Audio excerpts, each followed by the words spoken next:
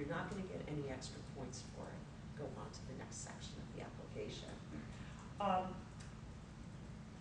A couple of guidelines. Your reviewers don't care as much about reviews of the literature here. If there's one or two that are important, great, include them. But they're really looking at, do you know the original research in your field? That's what's going to count more. Don't inflate this section. Don't try it again, impress your reviewers. Stick to I would stick to the suggestion, 50, 60. Plenty of references. Sometimes it can be very, very tempting for all of us. I don't care what stage of research a person is at. It can be so tempting to omit discussions of other people's research if it's similar to yours. Because you can, you're going to go through, you're going to get up to date and who's doing what in your field, and you can think, you know what? I'm nervous about mentioning so-and-so's research. It hasn't even been published yet. I just heard it presented at some conference I attended. And you know what? It's awfully similar to mine. And won't that detract from my research, the fact that someone else is doing something similar? It's always tempting to do that.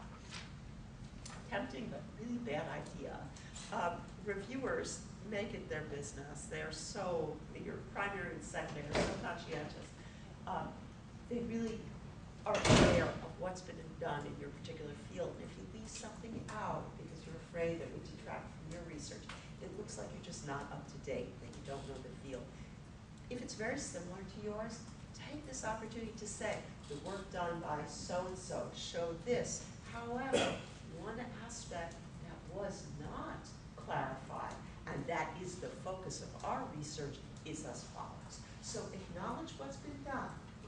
Acknowledge the similarities to what you're proposing to do, and then talk about what it is that is unique to what you are doing. Okay? Makes sense to everyone as a strategy.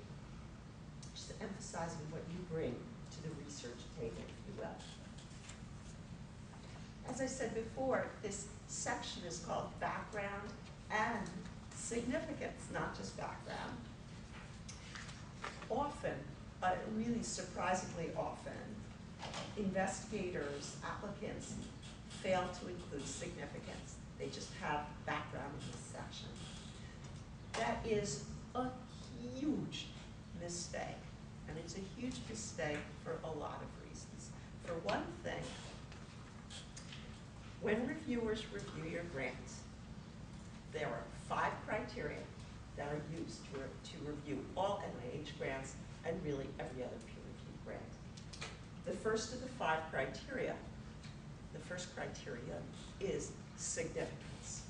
Well, if you do a good job writing about significance, the best part of the review that I know, the most surprising part is that your reviewers will often quote verbatim what you said the significance is when they evaluate your significance. So when you get back the summary statement, which discusses the strengths and weaknesses of your research, if you've done a good job writing about the significance of your research, your reviewer will take that section verbatim and say, here's the significance of the proposed research. So it's almost like you wrote your own evaluation of your project's significance. Remember that. Make it easy for the reviewer to find the significance. And sometimes applicants, particularly new applicants, can think, well, it's so hard to talk about the significance of my research. It makes me sound so grandiose, like I'm arrogant. And you can feel like our friend here is saying, breathtaking new discovery in connective tissue disease. Well, that's not what we're going to do. That's obviously not the appropriate language. So there's a balancing act here. We don't want to sound like we're bragging, but we do want to call attention to what is the impact of carrying out this research. Now, the best way I know to bring this to the attention of your reviewers, as I said yesterday, all of our reviewers, we know will look at the abstract, and we hope that they'll look at the aims. Most will look at the aims. Well, as I said yesterday, if you were looking at a grant, if someone asked you to review a grant, you weren't the primary or the secondary reviewer, but if you saw a subhead that said significance of the proposed research. How many of you would read it? I mean, it's a no-brainer.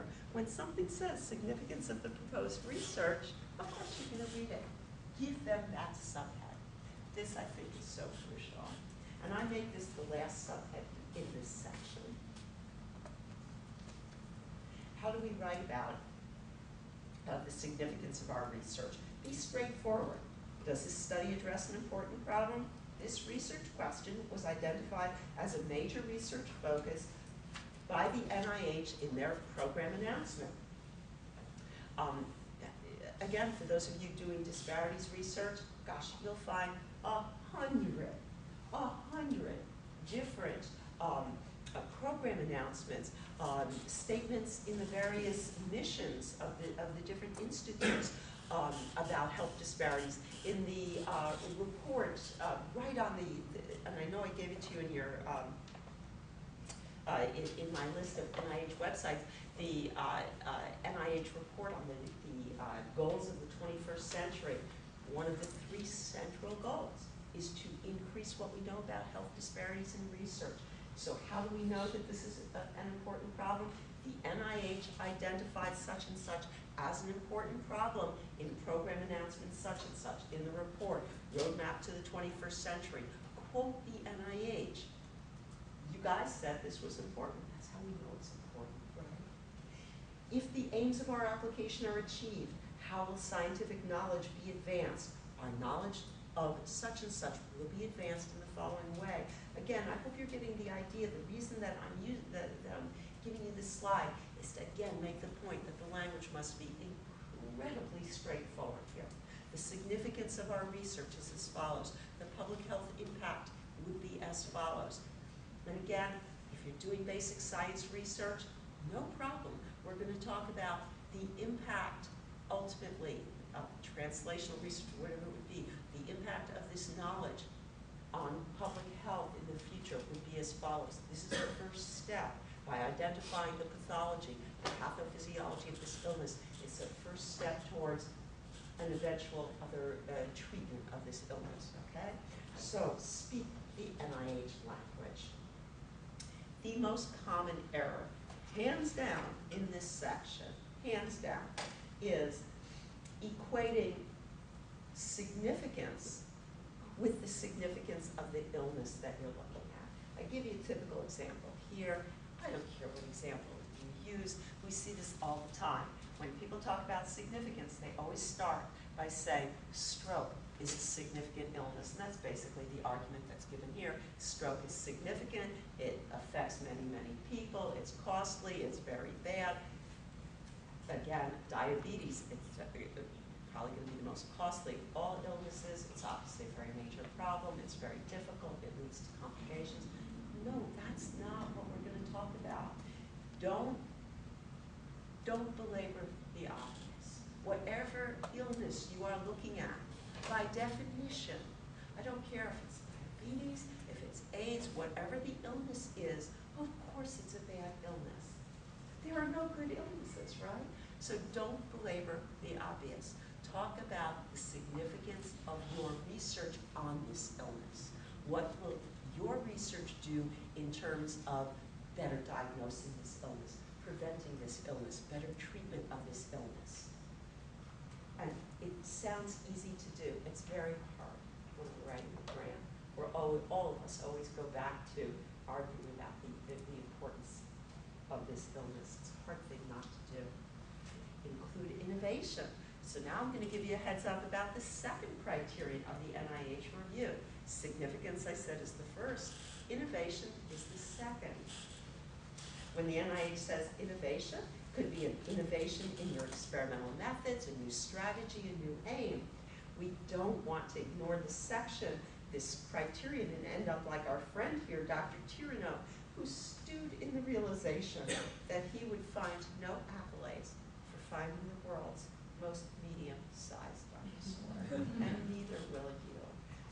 What's new about your research? So again, does your research incorporate a new perspective on your subject? And I know some of you are looking at descriptive research. Is it a new perspective? Is it different from, is there a new approach? Are you challenging the existing paradigm in your field?